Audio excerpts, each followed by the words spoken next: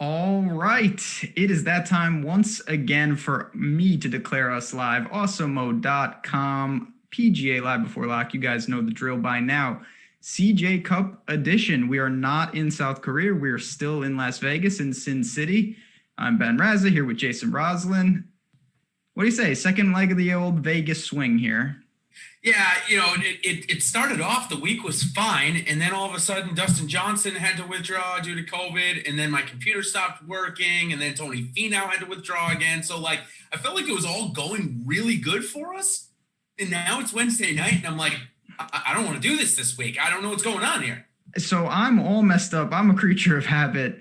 The fact that there was that there was football last night has messed me up, because obviously – there's never football the night before the show, and now there's football tonight in college, and I'm out of rhythm. But you know what? We get a 78-man non-cut. We get a new course, which I actually am pretty excited about. I felt like we needed a change of pace. We did. But other than that, it's not too exciting in the golf world. You mentioned the withdrawals, though. Obviously, major news. I assume you think these guys will be all good for Augusta, right?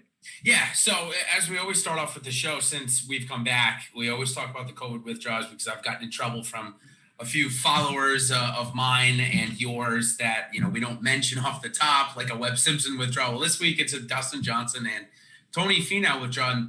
Real quickly, I'm a little nervous about Tony Finau, though, I got to be honest, because this is the first guy we've seen since the tour implemented those protocols that said, if you test negatively twice, you're allowed to come back as soon as possible. Obviously, Tony Finau is either A, still showing symptoms, or B, hasn't tested negative yet. So I guess that's making me a little bit more nervous than it has with the other guys. How about you? Have you kind of looked into that as well? I mean, I thought that there was a chance that he would be in this field. He obviously was for a little while there. I would hope, obviously, of course, we hope these guys are all fine health-wise, but just on the golf front, I would assume that he's got it planned out where you would think by Augusta, he's still got some room there. So I'm sure he's a little bummed that he's missing the CJ Cup, but ultimately the real important things are still in front of everybody. Yeah, no doubt about it, especially obviously for the Masters. Now, for DJ, did you read the quotes that he said? I don't know if you looked into it. He seemed actually kind of scared about it. I mean, honestly, if I got COVID too, I probably would be scared, but I guess I was a little bit more nervous about DJ's comments because he kind of was as grim as anybody that's talked about it has been. I don't know if we need to read more into that or not. No, yeah, I mean, I didn't see much of it. Obviously, I just knew he withdrew. Not going to be here. Like I said, I'll assume that he'll be back soon enough and be good to go. Hopefully, this is the end of the withdrawals. Obviously, we've been pretty lucky that everyone who's testing positive is withdrawing early. We haven't had any situations where a guy gets off to a big lead, tests positive, and is out of the tournament. That has not happened. Knock on wood, it won't happen. Yeah, seriously, I can't believe you just said that, because we're doomed. Be Ricky 10 under, and then, but yeah, we'll see. Listen, we still have a super strong field. No Bryson, no DJ, but other than that, you got the best of the best here. Yeah, you certainly do, and we've got no weather to talk about this week, which is nice. We like that. It's going to be 80 degrees, pure sun, no wind. So scoring, condition-wise, is going to be perfect, but maybe the golf course will be a little bit different this week. Featured groups, we get, obviously we have DJ not getting in it, but still some good ones going out in the morning. We've got JT, Koepka, and Sung J M. Ty Hatton, John Rahm, Matt Wolff. Then we've got McIlroy, Garcia, Kim, and Morikawa, Scheffler, and Hovland. So some pretty still strong groups. Any leans there? Are you looking to stack any of those tee times more so than any others? Yeah, I mean, obviously there's not like big edges here just because, listen, it's a small field. So it's not like you have guys going out all day and whatnot. Yeah, I think it's important to note that they're going off within a 120-minute window from both sides, if I'm not mistaken. Yep, I think it's like, as you said, 2-hour gap, nothing crazy. So it's cool. I like to see some of the young guns that you mentioned playing together. Obviously, you have some star-studded groups. And listen, like I said, non-cuts, not my favorite thing, but it's a change of pace. And Shadow Creek is a course that it's one of the few courses that they don't play on tour that I know. So that's kind of cool. It's a pretty famous course if I know about it because I'm not a golfer. So I'm excited to get a look at it. I don't remember the match. I don't think I watched too much of it, and that's really the only time we've seen it. Sure. Yeah, I can give you a good couple of stats from the match if you're looking for it, and we can talk about Shadow Creek here for a minute before we go into talking about Matthew Wolff and the other guys priced above 10K, and got a question about Matt Wolff for you. But before we do that, Tiger Woods, he hit about 11 of 18 greens. Phil Mickelson, 13 of 18 greens. Both hit about 10 of 14 fairways. We saw that the rough from the report this week going to be about 3 to 4 inches, so double last week or at least a lot longer.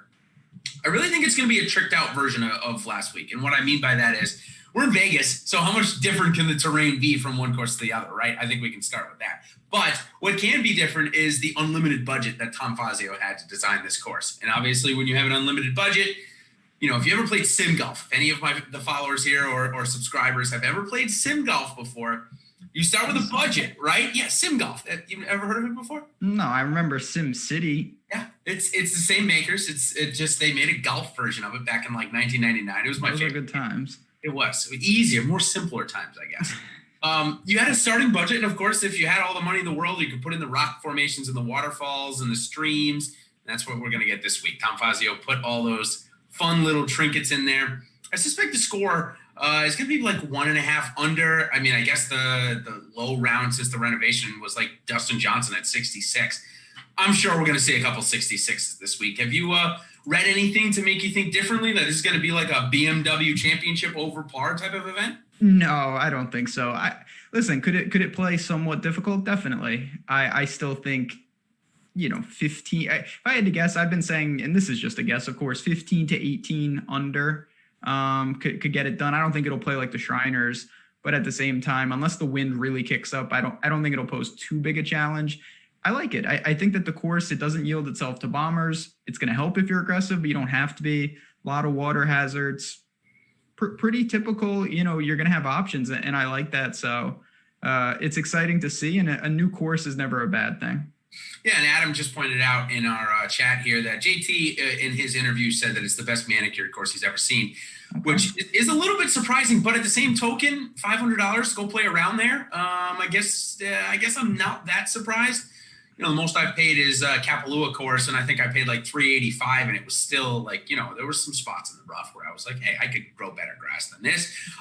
So I guess, $500, that extra difference makes all a bit in the world. So, all right, let's move on to our second topic here and talk a little bit about these high-priced guys and start off with Matthew Wolff. Now, you and I have mentioned a couple of times that we're not exactly sure or entirely sure where he's going to end up eventually, where his actual consistent will be. I'm leaning more towards this area, though. I think he's one of the better players on the PGA Tour and maybe in the world. So are you surprised at the 10K? And are you ready to see Matt Wolff every time he tees it up at 10K or very close to it? I'm kind of splitting the difference. I'm not surprised at all. He deserves to be 10K. He has done it in every field, not just easy courses. He's done it at majors. I expect him to be there, but I'm not paying for him there. It's just a little too much. I'd rather go get Rory. I'd rather go get JT. So there's nothing that he could have done where I say, oh my God, this guy's overpriced. But I do feel like you're paying for what he's done. And that to me is a little dicey. So it's a weird situation in that regard. Feels like maybe if you're chasing in that regard, go after that. But at the same token, back-to-back runner-ups at two vastly different tournaments. Again, I think we need to get comfortable with him here because I really think this is where he's going to be priced. When he's really settled in. We saw in college that this guy was an absolute star, as was Morikawa, as was Hovland. I think we're going to see each of these guys above 9,000 almost every single week they tee it up now. They're going to join the ranks of some of these other guys, Xander Schauffele, Justin Thomas, Rory McIlroy, and Jon Rahm. So Jon Rahm on FanDuel, 11,900. I'm going to be honest, I wrote up, I'm going to play him over there because it's so much easier to get him in a lineup where I have an equal faith in all of these four guys to win the tournament. Why am I paying 11.3 for Jon Rahm on DraftKings this week? That's the one. I think the only differentiation is the price point. You're getting a real discount to these other guys. I mean, you're getting $700 to Rory, $500 to JT, $1,300 if you want to start with Wolf. That's a lot of money. That's the difference between, a 6K and an 8K in some regards. So I get it. Rahm is fantastic. There is no reason he can't go out and get it done. I do prefer trying to steal some salary, though, because I don't see any difference between him, JT, or Rory. And I love reading your tweet before we come on the show. And yeah, back to Rory. Yeah, don't know about the tweet. It's obviously find Ben at JazzRazDFS on Twitter. It's JazzRazDFS, right? Yes, sir. Our handles are right below our pictures. You should follow both of us. Absolutely. Right there. Anyways, sorry about that. Now, you put out a tweet every week with the winner, the fade, and your play that you don't think somebody should play. And your pick was Rory this week. My pick to win was Rory this week. So, all right, well, we lock it down. Let's go. Just lock it in. He's going to win. But in reality, I'll go first. The reason why I picked Rory is because we all know that he had that baby kind of happening going on and maybe wasn't fully focused on playing golf. Now we saw him kind of break through at the U.S. Open. Had a great putting week, amazing off the tee week, and his irons were the only reason why he didn't challenge Bryson. These green complexes here at Shadow Creek and the around the green complexes in the rough, they're not going to be nearly as hard. So I really think this is a great spot for Rory to bounce back, and I think it's finally time for him to get a win. I think that JT is probably playing almost as good, but I think last time out was what did it for me at Rory at the U.S. Open. I saw everything I needed to. Feels like he's getting over the fact that there are no fans, so I think it's a good spot for him to win. Now, why are you picking him to win? Same reasons or something different? I mean, you look at Rory's year, it hasn't been the best, but he's missed 0 cuts, 2 straight top 10s, including the U.S. Open. Off the tee is immaculate. Putter's fine right now. It's a matter of time before he wins. Will it be this week? Obviously, it's tough to win golf tournaments, but it hasn't been the best year, but it's not like Rory has struggled. Like I said, he has made every single cut. He's been pretty consistent. He was a little slow off the restart. There's no doubt about it. And some of these other guys, DJ, Rahm, JT, they racked up wins as they should. So it's time for Rory to catch up, and I think he can do that at this course. 4 par 5s, I think, is a nice help for him. And now your fade, oh boy. Oh, God.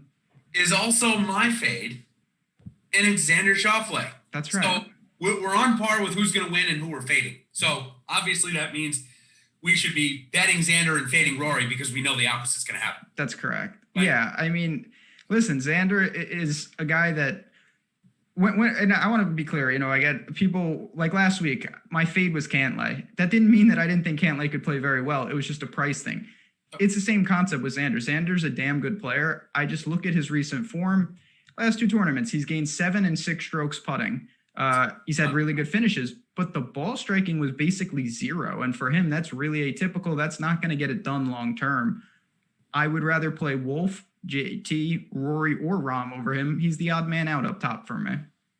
Yeah, I agree. I think if he was Cantlay's price, he'd be second in my lineup. But because Cantlay is Cantlay's price, Cantlay's in my second person in my lineup. And as we move down to the Hatton section here, where Cantlay is, that was kind of the decision I had. Ty Hatton's coming off of a win at the BMW. Obviously, it's not against the PGA field, but it was a really good field. Patrick Reed was over there. Ian Poulter, a couple of other guys, Tommy Fleetwood. So a pretty good field that he ended up beating. Does that mean you want to play him over Patrick Cantlay, who almost won at TPC Summerlin again? No, I have a tough time with, first thing we should say, there are a handful of guys coming over. And I don't think that's a huge deal. I don't think it's ideal either. I would have preferred my guys were in Vegas and played Shriners. There's no doubt about it. Did you see they stopped in Iceland, I think, or the North Pole? Ian Poulter put out a pretty funny video. Yeah, they were. Now, when they're flying over from Europe, you stop. Sometimes the stop is in Iceland. When I flew over there, my stop was in Iceland randomly.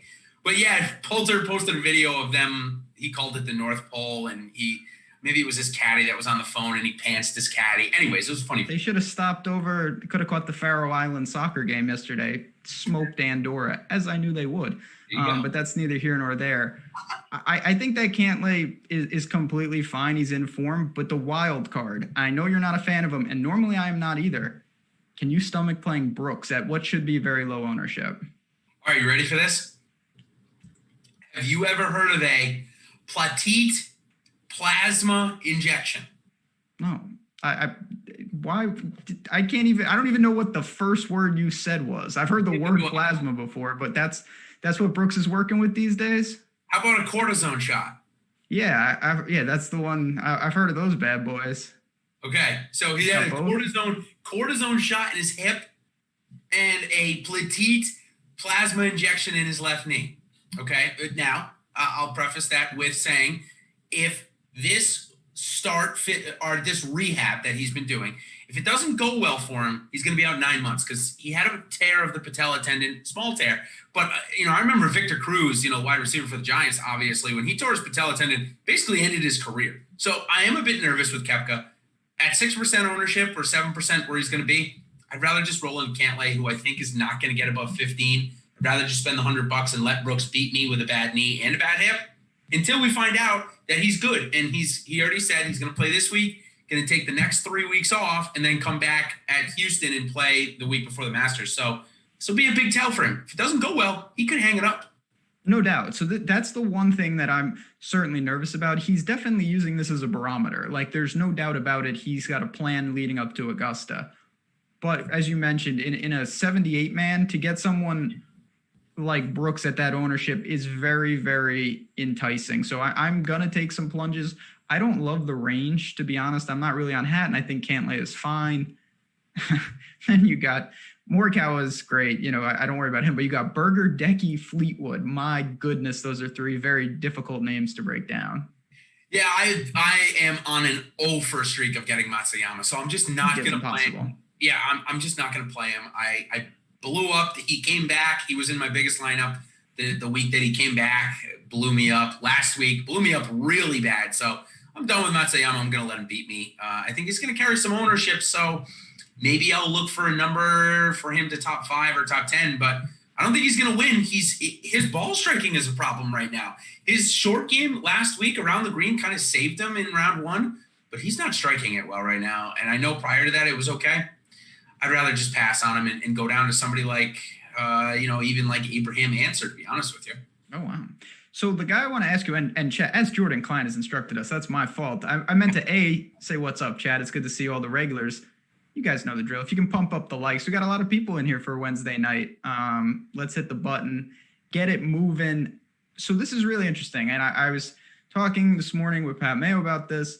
Tommy Fleetwood, when you look at his stats, his approach numbers are god awful, but he has gone to Europe now and he has looked fantastic. And from what we can tell, the irons have been solid over there.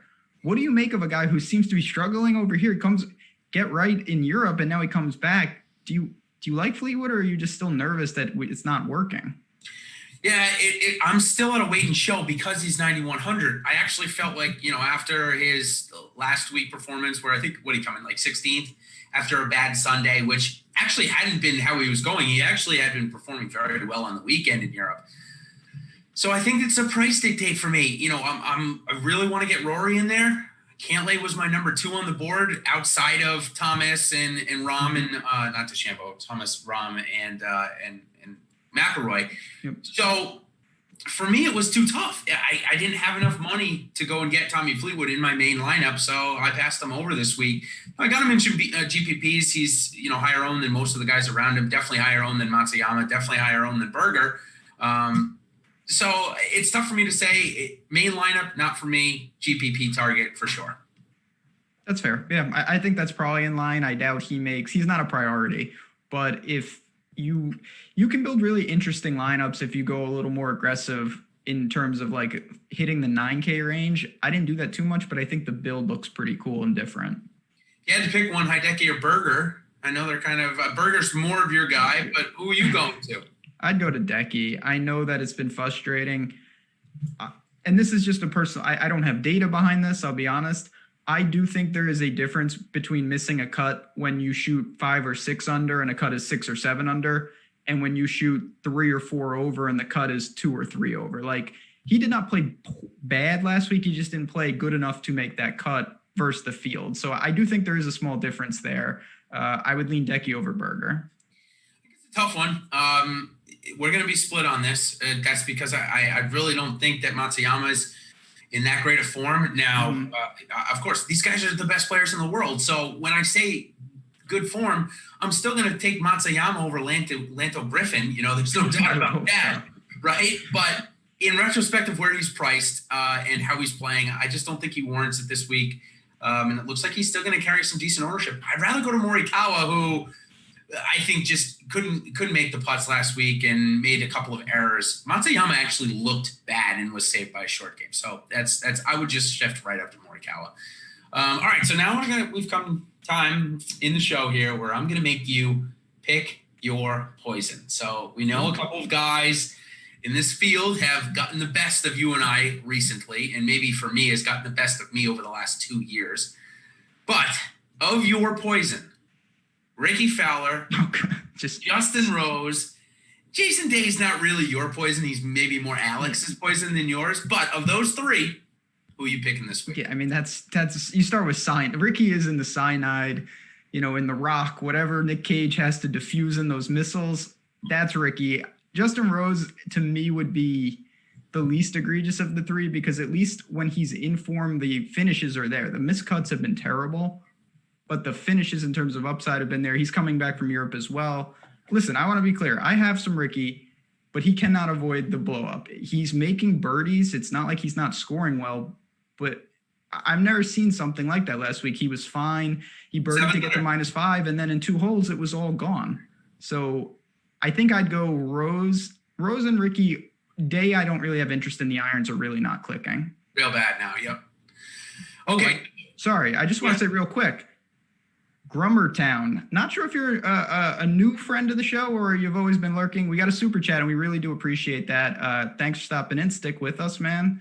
And Chad, obviously, if you have questions, you know what to do, and we'll get to them. So we appreciate that. Yeah, just saw that. Great. Thank you. Appreciate that very much. I hope we're saying that. Groomertown. I almost want to say Grovertown from Sesame Street there. That's a big feature in my house, but it is what it is. I don't know what that is. What happens when you have a 2.5-year-old that loves all that stuff. Anyways, appreciate it very much nonetheless. So, okay, you picked your poison. You said that you'd rather have Rose than Ricky. I think that I like both, just to be clear. Like both. You like both this week. You're going to play both. Yeah, I'm playing both. I have no Day, but I have the other two in the player pool. Okay.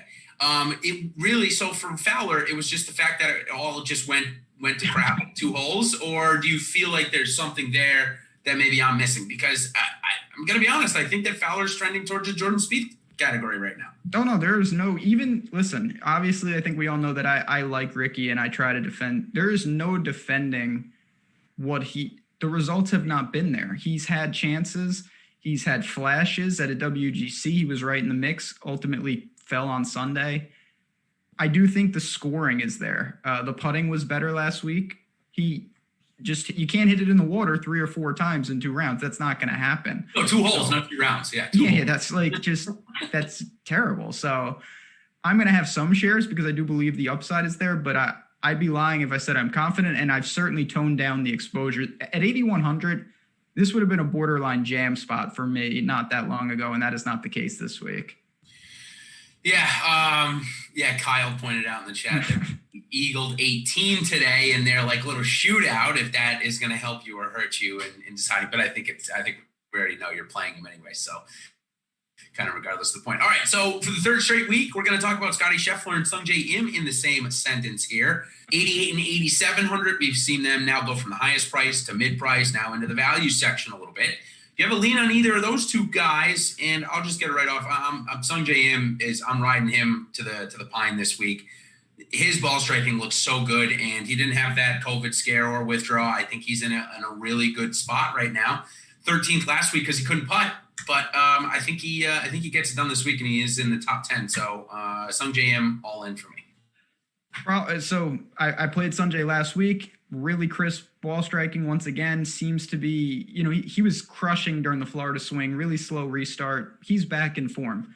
Yep. The one issue is that if you asked most people Sungjae versus Scheffler this week, they would say Sungjae. He's going to be very popular, and I think it's warranted. But just keep that in mind. So I'm definitely playing him, but so is the field. And last week we had the opposite of that, right? We had Scheffler, who was 14%, and Im came in at 5 to 10. And that was the spot, right? That was the spot. And that's why it's a lot more difficult this week for him. It's a lot easier if you would have told me Scheffler and Im were the same ownership last week, I still would have played Im. I really like the spot. This week it's more difficult because he's a lot more popular. I bet him to win. I like him. You got to try to leverage in the other 5 spots. Yeah, for sure. Leader in strokes gained off the tee last week and leader in driving accuracy. So it's great. If there is going to be a paramount on hitting fairways this week, it would seem like he is in a position to capitalize on that, which is great. So, all right, a couple other guys. Victor Hovland is in at 9K and Matt Fitzpatrick is in at 8-9. 2 vastly different players there, right? I mean, one gets it done with all ball striking, the other gets it all done with short game. Who'd you rather have long term? Who'd you rather have this week? Maybe the answer is the same. So long term, I'd have to go to Hovland just because when you can drive like that, the upside is immense. Yep. Fitzy's coming back from Europe. It's tough. He leans so heavily on the putter. He's going to be lower owned. He's going to be lost in there. I think he's kind of sneaky. It's just the ball striking doesn't add up to these other guys. He's just not at the caliber of a guy like Hovland in that regard. I don't mind it as a pivot. If you told me they were the same ownership, it would be a layup for Hovland. It's so funny because if you replace the name of Matt Fitzpatrick with a 2017 Jordan Spieth, they're very similar type of how they get it done. And each time in that situation, I would have picked Spieth over Hovland. I'm not doing that this week. There's no chance I'm picking Fitzpatrick over Hovland. In fact, I even bet another ball striker against Matt Fitzpatrick this week in my 3-ball video. I went Paul Casey plus 100 against Matt Fitzpatrick. Casey had the missed cut last week, but I think you and I can both agree a spot where minus 25 is the winner is not where we want to play Paul Casey. No, and there's several guys like that. You know, Usti was someone last week. I thought that about Paul Casey. They're not meant for that type of course. So if you think it plays a little tougher, absolutely a bump to those guys and probably a downgrade to the young guns who really like to rack up the birdies. Yeah, which, I think you and I have talked about. Might be Matt Wolff in that scenario, but he did just show. Lately. Yeah, lately it doesn't really matter where he's playing. He could just kind of get it done anywhere. Okay, a couple more guys in the section I want to get on. Harris English, chalk last week, missed the cut. Looks like he's still going to get over 10%. If you had to pick Harris English or Sergio Garcia, who'd you take this week? I would take Sergio once again. He's just playing good golf. Obviously, he broke through. Putter naturally regressed immediately, but that was expected in a lot of ways. The way he's driving the ball has just been phenomenal. And Harris English was someone, listen, I'm not taking a victory lap. The guy has been fantastic for months. He finally lost strokes around the green and putting, and the result was a miscut, though.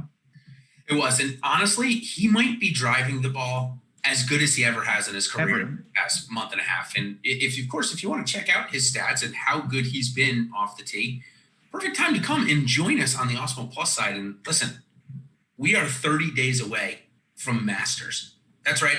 The Masters round 1 starts in 30 days and 3 hours because it's on a Thursday. So if you want to join us for the month, you're going to get all the Masters coverage, $29.95 for the month. And if you want to just check us out for the week, $9.95 for this week. What you're going to get is all the content we've already done for this week, the weekend content, and all of the pre-tournament stuff for the Zozo Championship next week. So come on and check us out if you haven't already. I know there's a lot of sports going on. Trust me, I get it, but golf is still going on. And if you want to get involved in all the other sports, try us out for the weekly Platinum Pass, $29.95. So we got some pretty good deals and some still pretty good golf coming up, don't we, Ben? Oh, yeah. I mean, listen, golf never ends. And this season is even – normally I'd be saying, we still have some tournaments, but it'd be winding down in prestige. We're gearing up. So no better time to come in. So many tools, like ownership, the projections, the leverage tools. Those are things that can really make the difference. And as Jason said, come in for a week. Give us a try. We're certainly going to be revamping things as well, changing up, getting your feedback. So we'd love to have you as part of the community. A lot of good things going on behind the paywall. Yeah, and our chat just asked us if I think the last millionaire maker for the year will be run at the Masters. And definitely now with football going on, they're not going to put it into golf. But they definitely are running at least one, if not two. There may be a mega millionaire for the Masters. I don't know. There is. It's a $4,500. And a $20 buy-in, correct, if I'm not mistaken? I would assume so. Yep. So looks like if you're a wicked high roll, $4,500, you can throw it in there, get a chance at a mill. If not, I believe we're going to have the $20. I think they gave me a ticket that said ends 11-12, which obviously would be the Masters. So if you're looking for the million maker, you're going to definitely get a chance. There we go. All right. Let's see here. I think I've talked almost about everybody in this 8K section. Oh, Abraham Ancer. Let me get your thoughts on him. he got it done putting last week. And for me, for a guy that actually relies more on his ball striking than he does putting, that excites me because I know I'm not going to get the ball striking crowd of ownership. I think we're still going to get mid ownership, 10 to 15%. At least that's what we have here at Awesemo, about 12.5. So I think that's a good spot because he's playing on the same green surfaces. And if we get a little bit more premium on hitting fairways, I think we could get a little more strokes gained off the tee from him. So I'm in on Ancer this week. Yeah, it's an interesting kind of, it's will the putter regress or will the ball striking regress the other way? Because he's not been as crisp tee to green lately as we normally see for him. So it's a guy that I do think that the Shriners, the finish kind of stands out. But then when you look at the numbers, you're like, how did he do that? It was with the putter. I don't mind it. I think the 8K range is pretty weak. We talked about, it's like Ricky and co. So you have options down there. I'm not super interested in him, but I wouldn't be scared if he was my last man in. Yeah, that's kind of where I'm rolling. So we can actually move on to the value section. I guess these next two guys are certainly in there, and both former major winners. In fact, both won a major last year, both coming in well under 10%. Gary Woodland, who blamed his U.S. Open miscut on a bad hip and said he's been playing injured for a little while now. And Shane Lowry, the Open champion, also, he looks like he's in better form. So are you leaning Shane Lowry here if you want to go against the grain? Because I am in my GPP lineups this week. I'm actually still fading Gary Woodland. I don't trust the hip issue. Same. Brooks, maybe it's because he said but Gary Woodland freaked me out a little bit. He said that he's been gutting it out and seeing what's what. That's scary. So I'm not really there. I think Lowry, again, if he plays hard, that really helps him. Weird range. You have Rose. I don't have a lot of interest in Kisner. Joaquin Niemann, definite interest for me, just a couple $100 less. Yeah, I think that's a great call. I think Joaquin Niemann is in real good form right now. At 7,500, the only thing that concerned me when I looked him up was that his irons, which have been really strong since the restart, he's lost 3 straight. Now, he was only marginally lost last week. I think not even a stroke over the 4 rounds. But did that concern you, or is the off the tee game so consistent that you think it clicks this week for him? So it's definitely concerning. Now, the thing that's interesting, though, I know, and I feel comfortable saying this, Niemann is a good ball striker. He's a good player with the irons long term. That's the strength of his game. So I do think that could correct. Now, he's gained significantly in 2 straight with the putter. That's atypical. So if he can get these irons back, it's kind of like Ancer. If he pairs up this putting with his irons, well, he could win. The way he's going to gain off the tee, we know that. I'm not too concerned. 4 straight made cuts, 13th last week, good score, 7,500, really checks out across the board. Yeah, I felt like with his finish last week coming in 13th, why is he $1,100 less than Harris English? And no, Harris English just played good, but it just seems like maybe there should be a little less of a difference there. Couple of other guys here, Kevin Kisner against Alex Noren. I put those 2 guys up because they're priced basically the same, $100 difference. But it looks like one guy, Alex Noren, is going to get maybe even triple the ownership of Kevin Kisner. And honestly, Ben, I feel like they're relatively similar players. They don't really get it done off the tee. They're okay to good iron players. They're both good putters and rely on it. So you're playing either. And if it is one of the two, how come and not the other guy? Don't really have interest in either. If I did, I would take the ownership discount with Kisner because I don't see a lot of difference. I was actually really stunned to see that not that he's going to be very popular, but he's not going to be unpopular, as you mentioned. Oh, yeah. Weird. I don't really get that, to be honest. He's a guy that he doesn't do it in the typical ways, and he is a grinder. Certainly can make his fair share of putts. There's no doubt. It's tough, though. His off the tee game is very weak, and that could get him in trouble here. Yeah, it definitely can. I feel like it's pretty decent value here for Alex Noren, who has been playing much better as of recent. But when you look at how he's been getting it done, okay, at the U.S. Open, he gained close to 10 strokes putting, did gain on the approach. So I guess if he finds enough fairways this week, he's not a bad play because his irons, he's actually gained in 4 straight, or should say 4 or 5. And with the putter, he's gained in 5 straight. So we know, you and I talk about a lot, that it definitely is a good combination to have, a good iron game and a good putter. He has come around a little bit. So even though there's some ownership there, I think I'm probably going to be equal weight the field, maybe slightly over on Noren. Kisner, if I'm playing Norman, I kind of just said they're similar players, so I am going to have some Kisner as well in GPP this week. I think that they're both pretty fine values, but if I had to pick one guy down in the 7,000 range for my lineups, it would be 7,100 at Siwoo Kim, man. I know his irons went bad last week, but he's been playing really good. He's been really consistent, and he's going to get in the featured groups because obviously this is sponsored by a Korean company, so they want to feature some of those best players. And Siwoo Kim, man, he's been pretty good recently. Yeah, I mean, listen, the results have been there. He's gained tee to green in 8 of 9. Big, we've seen him pop. Certainly has some win equity relative to the range. I will say that Russell Henley's approach numbers are off the charts still. They've been absolutely fantastic. He's more of a Bermuda guy, but other than that, his irons right now are some of the best in the world. That's a weird range because Bubba is also there, and Bubba's playing pretty consistent golf as well at 73. I think he's going to be pretty popular. He can score. You have a lot of different options. I think it's more about applying the right guy to the right teams than really looking at them individually. Absolutely, for sure. And I think that because you just mentioned all those names, Watson, even Poulter's been playing much better. He had a top 10 last week. It was actually a really good 2-week swing for him over in Europe. I think he was in the top 10 in both events, if I'm not mistaken, with a chance to win the Scottish Open there. Didn't have a chance to win last week, but still a pretty good finish. So you have Poulter, you have Noren, you have Watson, you even have a guy, Brian Harman, who's becoming very popular. It looks like he's going to get over 10% again this week. Another guy that just really gets it done with his putter. I mean, this guy hasn't gained over a stroke on his approaches since, the Shriners last year. Not this year, not last week, last year. So is Brian Harman, is he just, again, too reliant on a short game for you to play this week, or is he in play for you?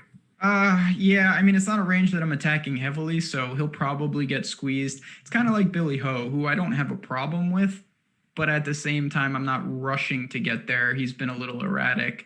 Bubba, Henley, maybe some stabs with Siwoo. I don't have a ton in there. I do have to ask you, I know sadly right now he's not really relevant, but like where does Spieth even go from here? Like, what do you expect his trajectory back could be? Is it correcting off the tee? Is it correcting the putter? Because right now, obviously, I think he's basically not in play. No, he's not in play for normal people. He's not even really in play for me, to be honest with you, which is really hard to believe. I'll still have shares, of course, because there's no chance that I'm missing out on a top 10 or even a top 20. You know what? There's no chance I'm even missing a top 30 at this point. A made cut. Which he's almost guaranteed to get this week. Almost. Here's the thing about Spieth. If you go look at his log, right, we're okay with him losing off the tee a little bit. Well, I shouldn't say we're okay. If you've played Jordan Spieth, you're definitely okay with him losing off the tee. There's no doubt about it. Here's the thing. He hasn't gained more than a quarter of a stroke putting since the Charles Schwab, where he gained 10 strokes putting that week. He hasn't even gained close to a quarter of a stroke on average per round. Workday was his closest one. He gained 0.21, missed that cut anyway, so it didn't really matter. But the putter has been really bad. It's likely because he's not practicing as much because he's trying to practice on everything else. So, for me, he's obviously the only reason to play him. Like, the only reason to play him every single week is the low ownership. I'm not playing him in my biggest dollar lineup. There's no chance. I'd rather just go and throw $100 on him at 110 to 1 to win, and get my sweat that way. There's no chance he's going to win, though. So where does he go from here? What does he fix first? You've got to fix your off the tee game. You've got to fix your ball striking. Putting is variable, but we know that's where he gets it. He will be fine with the putter once he gets the ball striking back, but it could be another year. Honestly, it could be so long. Doubt it's going to happen this week. If it does, I won't play him next week still. It will be a blip in the radar until I can see some consistency out of the golf swing. Yeah. What I mean by that, it's really simple. If he's trying to hit a cut and he hits a cut, even if it doesn't hit the fairway, I'm going to be more apt to want to play him. Right now, he's got what's called a two-way miss, which, I know you're not that much of a golfer, but I know you know what that means. It doesn't sound good. I can confirm that's not good. He's got that going on. Until he doesn't have a two-way miss off the tee, I can't play him at my normal full clip. So that's my take there. I saw somebody in the chat earlier said that they're going to go all in Brooks Koepka and Jordan Spieth. That's bold. That you're going to get 10% total ownership combined. So it is bold. It's something, yeah. Yeah, Justin Thomas has solidified himself. That at one point, him, Smiley, Spieth, and Ricky was a really competitive foursome. Oh, God. Close now. Now it's competitive, but it's the other way. So that's not good. Benny Mac, appreciate that. Corey Connors, he is 6,900? Corey Connors coming in at 69 and Fave 6,500 or below. Okay. It's actually coming up to this week. So yeah, Corey Connors is interesting. I mean, ball striker, it hasn't been as crisp. I like him more than the other Canadian. I'm not on Mackenzie Hughes. I just wonder about Connors. He kind of popped at Sanderson Farms, but that was more a blip on the radar than sustained. I don't have a ton of interest there, to be honest. Yeah. I mean, the approach, we know that he's a good ball striker, right? Yeah. But around the green, I mean, he missed the cut at the U.S. Open because of his around the green work. I mean, even on the green, he was fine. I think I do have a little bit of interest in Corey Connors. He didn't make a big lineup for me this week because I ended up finding something similar, I feel like, at 6,300, which, I mean, it is what it is when you get down there. But I felt like at 69, I didn't really need to play him there in my biggest. But I do have him. Now, my favorite play below 6,500, which was the second part of Benny Mac's question, is here's the thing. I have two. I think for me, 6,400 for Cam Champ is where I've leaned. It was first click down there. The reason being is because we're going to get 16 par fives in 4 days, right? It's guaranteed to get 16 par fives in 4 days for him. So you got to think he's going to birdie at least 6 of them. Then there's a drivable par 4. Yeah, then there's a drivable par 4. You got to hope that he's going to get pretty close there. So I'm playing that his approach game, which has been atrocious recently, comes around a little bit. And I think at 6,400 now, you're buying Cam Champ at a low price. And the other guy I have made 12 birdies, missed on the number last week. It's Harry Higgs, 6,300. The Fleetwood Mac dream guy from the PGA Tour. I mean, it was a great video. I'm in on this guy this week. He should have made the cut last week, and I think he sets up well. And at 3% ownership, I'm going there this week. I mean, Harry Higgs is just a stud. I love that guy. Gonna gain off the tee. Rest of his game is hit and miss, but that's okay. That is okay on a miscut, in a non-cut. So you can look to that. I think Champ would be my answer as well. I don't see a lot down there. I looked at Tom Hoagie a little bit, Tyler Duncan. I'm going to try to avoid these guys as much I can. I would love to get $200 and go get Fratelli if I could at 66. I feel more comfortable with him or Ryan Moore or Brian Palmer, even Benny on to an extent. But I think Champ is the prudent play. You summed it up nicely. He's going to have a lot of holes that he should attack. And if he scores on the par fives, honestly, even if he doesn't play great, it should take care of itself. Right, at 6,400, and obviously if he comes out of the top 30, he likely won't help you win that $10 GPP this week or the $5 even drive the green. But if he scores on the par fives, like you said, and maybe comes in 35th, he can certainly help you win the $200 single entry, the $100 single entry, something like that. So that's why I think he's in play this week for sure. Let's see. We had a question here that I thought was a good one. Nope, I lost it. I'll have to scroll up a little bit. So until I get it back again, we'll move on to next couple of guys I want to ask you about here in this value section. Sebastian Munoz and Jason Kokrak, both carrying about 10% ownership. Any interest in either this week? Listen, I get it. I think that Munoz kind of just churns out finishes. I don't love that. I'm not going to knock a guy for being somewhat stable, but I don't think that he's really live to knock on the door. I'll probably eat those words, but I like him more at a Bermuda track anyway. Kokrak, listen, he missed the cut at the Shriners. As did a lot of guys. I'm not too worried about that. Before that, he was really playing well. Tee to green is good. That was the first time he's lost off the tee since the Amex back in January. So I think that's probably an outlier, to be honest. I don't mind going to him, especially if you want to load up on aggressive drivers of the ball. Yeah, somebody asked, Mike asked in our chat, why do we like Palmer with all the water in play? And that's because we love to sweat the hitting three from the tee, right? Yeah, that's a fair point. Listen, Palmer and Keegan are down there, and those are guys that when it goes bad, it goes. Like if you told me who would be a good bet for, finishing dead for last, and you were getting odds on that, I think Palmer could fit that bill because when it goes wrong, it goes really wrong. But when he drives it and stays out of those hazards, this is a guy who can really get it done, and a strong field is not going to deter him. That price is more than reasonable. Ownership is more than reasonable. It is, and he rates out well in a lot of models, and I just saw somebody, Richard, mentioned that he's taking a lot of him on crunches, and that makes sense. I saw him rate very well in the models this week, which normally leads to higher ownership, which leads me to fade him. Truthfully, no reason to fade him for me other than I believe he's going to be higher owned than what I think he should be, so I just try and get leverage there. That's all. It's simple. Nothing to do against the play. I think he's fine here. And in fact, I think he's fine for a cash game lineup because he has been playing rather consistently. So Brian Palmer, 6,700 cash is where I would take it. The guy that I wanted to ask you about, actually, you mentioned in your I almost got to, Tom Hoge. His irons, man, I got to be honest, they look like they're top 20 on tour right now. Now, maybe it's a blip in the radar, but for me at 6,100 and FanDuel, I think he's close to min price.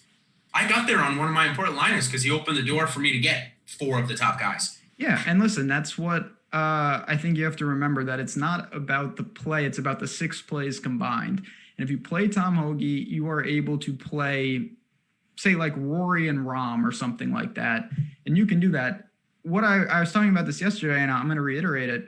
When you play a guy like Tom Hoge, you are assuming that the top placement points are already gone, that your studs have taken them. And if that's the case, then you're worried about birdies. You're worried about, just outscoring your finish.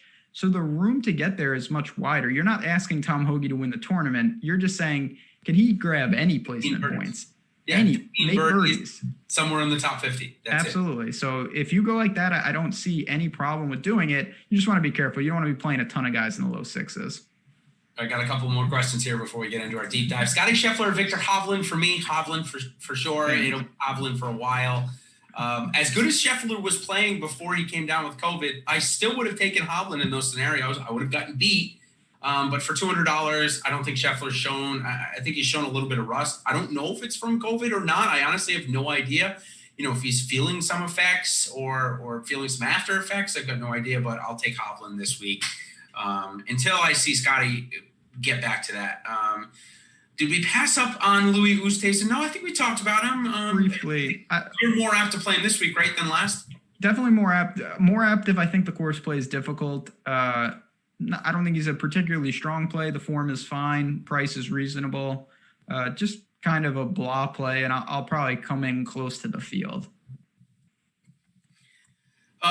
Okay, a couple more questions I had. This is a funny one from Greg. Your favorite Kim in the field after Siwoo?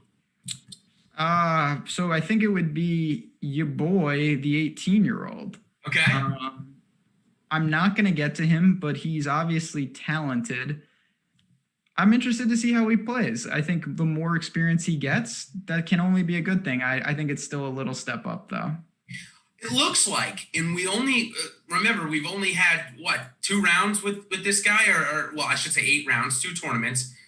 But in a way, it looks like his game is kind of measuring up to be what some of these other good Koreans have been. Good off the tee, good approaches, maybe not so great around the green. Even though Ben An actually has transformed himself into one of the best around the green players. When he first came on tour, it wasn't like that. So worst putter ever, though. Yeah, he's the worst putter. It really is. He was walking him in today, though. You didn't know? Wow. That's just what he said. Who knows? That doesn't mean it's going to happen. Go Benny. But for Tom Kim, Thomas the Tank Engine, I think that he's too young for me to play him in a big lineup. But at 400 to 1 odds, where I have found edge with these young guys is in the odds market before they break out. Is this a tournament for Tom Kim to break out? Probably not, Ben. I can give you a perfect example of the Morikawa Wolf. Morikawa was 50 to 1 and Wolf was 80 to 1 at the 3M last year. That's a breakout spot for these young kids. A maybe a little lesser of event with a few good stars where they can go out and win. I would love to get Tom Kim in one of those events after he's had his, feet underneath him. I don't think a WGC with some of the best players in the world is a spot for him, but at 400 to 1, I did bet the each way on that one. And I think I even took the top 30 and 40 because he's shown me enough that I think he can beat some of these guys out here this week. Yeah, I mean, listen, he's obviously, like I said, I know he's talented. I think there is a difference when you're 18. That's a little much for me, but listen, he's going to get 4 rounds, and we'll see what happens. I'm just, I'll wait and see. If he can do it, more power to him. So not going to be in my lineups, and I don't need too many guys down there. That's the other factor. Yeah, if you don't need the guys down there, then certainly it doesn't, you definitely don't need to. Oh, But I had another one here that I thought was a good one, question about Gary Woodland's injury. And all he said at the U.S. Open was that he's been battling it for a couple of months. And what does that mean? Who knows? Here's where I'm a little concerned about him. He went through that transformation in his body where, he wasn't overweight by any stretch before. And now he looks like, he's skinny, maybe not as skinny as Justin Thomas, but for his body type, he looks really skinny. I don't know if it, in that process, he hurt his hip, but it certainly doesn't look good. And he relies on ball striking, and that has certainly not looked good. So I'm going to pass. If he was 20% owned, maybe I'd be inclined to bet him or something. But the fact that he's only 5% owned and injured, I think it's an easy avoid for me this week. Yeah, like I said, I'm not there. If he can't play everyone in these ranges, so he's behind Lowry, he's behind Neiman, well behind Neiman. So, hey, we got a birthday in chat. Definitely want to shout that out. Friend of the show too, great guy. Greg, happy birthday! Glad you're spending it with us. We appreciate that. Yeah, Greg. This guy is Greg has been a good supporter, so thank you for that, Greg. Happy birthday! And of course, if you have any questions for us, we'll definitely get you a birthday answer here. Brendan Steele, next guy I want to talk about. I did click his name when I had Scheffler in, and then I took out Scheffler and Steele and put in Hatton and Siwoo Kim instead. It's not going to be a $40,000 decision like it was last week for me because it's not going to be. I don't even have that lineup in my main lineup. But are you in agreement with that 2 swap there, or are you in on Brendan Steele this week? I'm not out on Brendan Steele. I have no problem with the play. He missed the cut of Shriners, but before that, he had made 7 straight. Tee to green, he was on again. Number 2. Yeah. I think it's fine. In that range, though, I'm looking to roll the dice more often than not. I think Fratelli, I think Keegan, Palmer, these guys have more upside. I think they're less likely to finish, top 30, but they're more likely to finish top 10. So if you want stability in the 6s, I think Steele's your guy. If you want upside, there's other players. All right, we've got a couple of more guys here, and then we'll get. Actually, I guess we can move into our deep dives. We're deep diving pretty good here. Not gonna lie to you. Yeah, there's where are we gonna go to the 5Ks? That's gonna be difficult. I mean, some of these guys probably should be 5K. I'm not gonna lie. Yeah, Mackenzie Hughes. Let's talk about Mackenzie Hughes. All right, go ahead, talk about him. Sure. He's gonna be 15% owned. Good. What? I mean. Granted, I understand he's been putting really good, but 15%? Yeah, people, listen, if you've been playing Mackenzie Hughes, you're probably sticking with him. Unbelievable short game. And listen, it's not like I don't like him as a player. He's a damn good player. I just find it ridiculous the way he gets it done. Yep. I can't do that. He's gained the last time I can't even make up something witty because I don't know. I don't even remember what was going on the last time he lost strokes putting. It was in January. That's ridiculous for something that high variance. About since the Valspar obviously we didn't have the Valspar last year. So the Valspar the year before that. So geez, this is March of 2018 was the last time that he averaged over a stroke gained on his approaches. He just doesn't get it done that way. But listen, he has been getting it done. However, I think we might have seen a little bit of a top at the U.S. Open. I mean, it kind of tailed off a little bit. His putter obviously stayed hot, but maybe that was the climax for him for a little while. I would much rather go to Corey Connors. I think you brought up a good point. I think this is the type of week where I'd rather have a ball striker than a good putter. Yeah, I think so. Listen, of course, you want your guy rolling him in, but I don't think that it's going to be putting is putting. We've talked about that ad nauseum. We don't need to go down that. Do we have a Leishman take? I think that Leishman is. Yeah, I do. I got one. Go ahead, please. We always talk about how I can get my Spieth exposure, right? Well, this is how I got it. I bet Spieth to beat Mark Leishman because I think Mark Leishman is a walking time bomb. When I watched this guy play a couple of weeks ago, it looked like his back was going to literally just fall right off of his body. I'm out until I think he's healthy. Yeah, he's just Could he turn it around? Listen, Mark Leishman is a great player. I think he's actually underrated. Something is not right. His game has shown no form whatsoever. Until that happens, it's really hard to get there. So not gonna take that deep dive. Yeah, and listen, we've got a couple of people that have been telling us that Hughes is, like Carl just said, he's been 8th in strokes gained total in the field. Yeah, I agree. With except like 90% of the strokes gained total have been coming from his short game. So that is a way to get it done, and I'm the champion of that, right? I've been back in Spieth for 4 years. I have to be the champion of it. But I thought I saw a break at the U.S. Open. I just don't think it's there. I would rather go down to 6,300 and go get Harry Higgs, who is coming off a third-place finish at the Safeway and missing on the number at the Shriners after making 12 birdies in 2 rounds. It's just where I'd rather go with my ownership and my allocation this week. So how about ready for this one? Jae Kyung Lee, a 21-year-old from South Korea. Now I'm bringing him up for a reason, though. He's got 5 top 10s, and 6 top 25s in the last 10 weeks. I mean, I know he's playing on the Collegiate PGA Tour, but this is some pretty good golf. Yeah, I mean, listen, that's what we get in, when we have WGCs and things like this. You get some guys that are really, for the most part, dominating lesser competition, and then they come over. Yeah. Yeah, so do you remember Tony Hara, my man, smoking cigs on the course? I tend to think that it's a tough sell to come over and just to automatically perform. But if you want to ride, some of these guys are truly playing dominant golf against lesser competition. That guy would be one of them. Agreed.